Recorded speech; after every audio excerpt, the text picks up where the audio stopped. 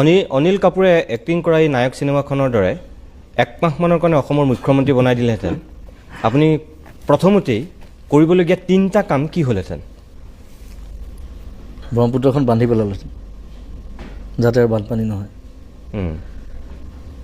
2 control কৰিব লাগিব ব্ৰহ্মপুত্ৰ প্ৰত্যেক বছৰ এইটো এটা ডাঙৰ যন্ত্ৰণা হৈছে মানুহৰ আৰু সেইটো চৰকাৰে আচলতে খুব চিৰিয়াছলি বস্তুটো গৱেষণা কৰি কেনেকৈ ব্ৰহ্মপুত্ৰ কণ্ট্ৰল কৰিব পাৰি সেইটো আঁচনি ল'ব লাগে আৰু কৰিব লাগে কামটো অতি সোনকালে 2 নম্বৰ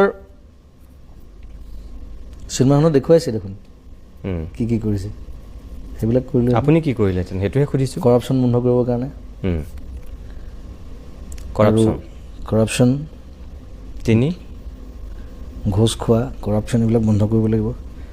আৰু আমাৰ নতুন জেনেৰেশ্যনটোক কেনেকৈ মানে সামাজিকভাৱে আৰু এৱেৰ কৰিব পাৰি তাৰ কাৰণে কিছুমান স্পেচিয়েল ট্ৰেইনিং ৰাখিলেহেঁতেন ট্ৰেইন কৰিলেহেঁতেন বাহিৰৰ পৰা মানুহ আনি বিভিন্ন বিশেষজ্ঞ বিভিন্ন ডিপাৰ্টমেণ্টৰ বিভিন্ন জনৰ বিভিন্ন মানুহক আনি তেওঁলোকৰ লগত ইণ্টাৰেক্ট কৰাই কেনেকৈ সামাজিকভাৱে মানসিকভাৱে আৰু কি বুলি কয় যিটো ডিপাৰ্টমেণ্টত তেওঁলোক স্কিল্ড চব মানুহ বেলেগ বেলেগ ডিপাৰ্টমেণ্টত স্কিল থাকে